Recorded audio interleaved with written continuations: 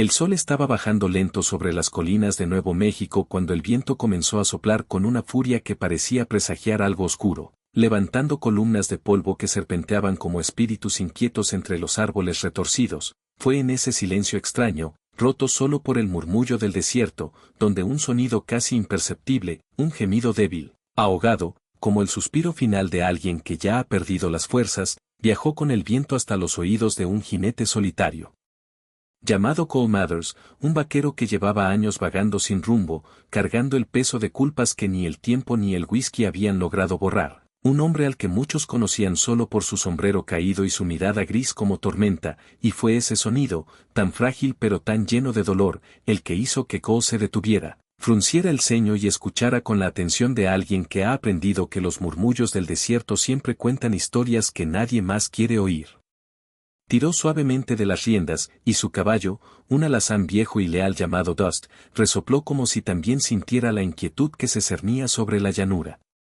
Cole volvió la cabeza hacia un bosque estrecho de álamos que bordeaba un arroyo seco, y sin pensarlo dos veces, se internó en la sombra creciente, guiado únicamente por ese llanto casi extinguido.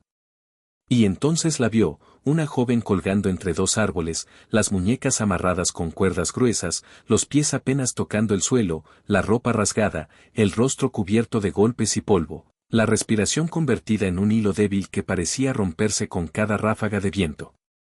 Su cabello oscuro caía sobre su rostro como un velo roto, y su cuerpo temblaba de una forma que le desgarró algo a Cole por dentro, algo que no sentía desde hacía años, desde antes de que su vida se quebrara en pedazos.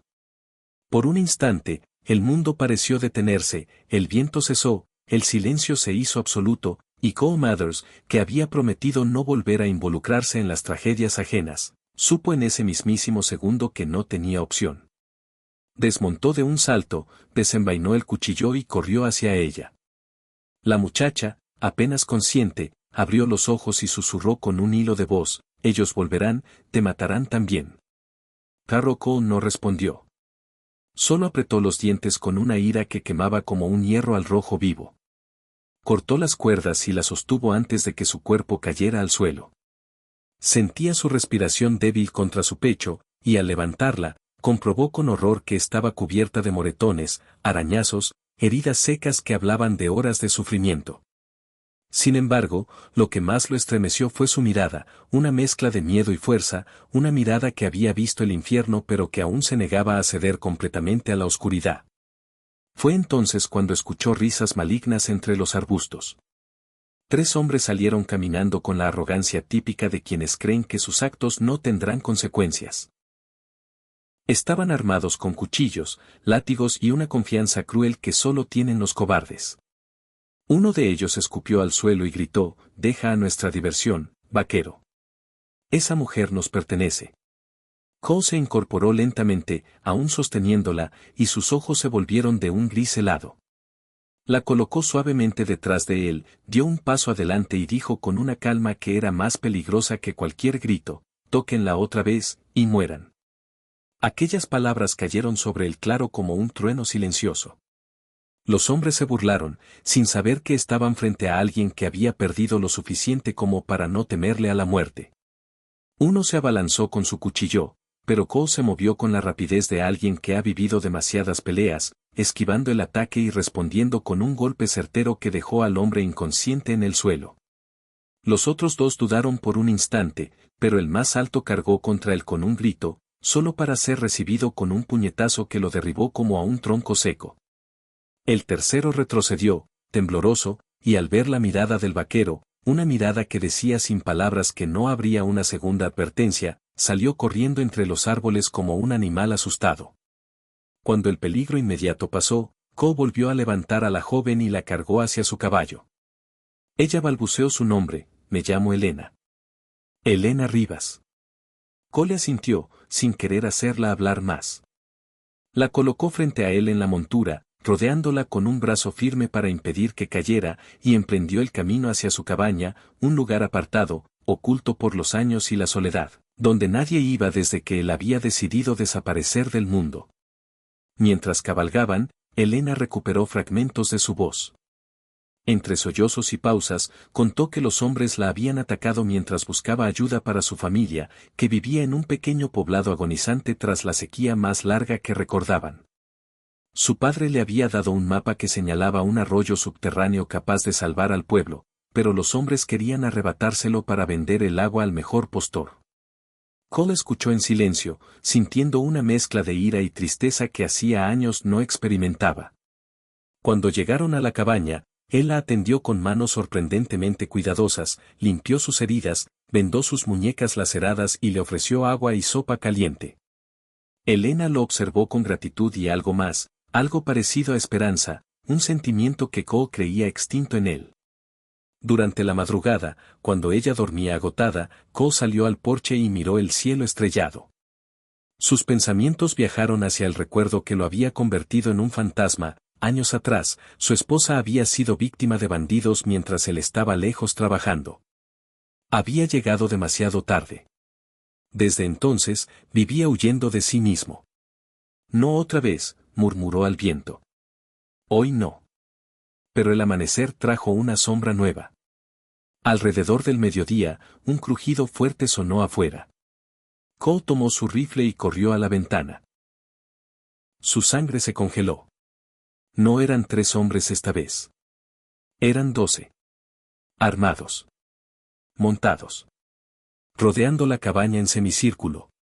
El que parecía el líder gritó, entrega a la chica, vaquero. No vales lo suficiente para morir por ella. Cole abrió la puerta despacio, salió sin bajar el arma pero sin apuntar todavía. La única forma de tocarla otra vez, dijo, con una voz tan baja que los hombres tuvieron que inclinarse para oírlo, es pasando por mi cadáver. Los hombres rieron. No entendían. No sabían que estaban mirando a un alma que ya había muerto una vez. Un disparo retumbó. Y el infierno se desató. Cole se movió con precisión salvaje, defendiendo la cabaña como si su propia redención dependiera de cada bala.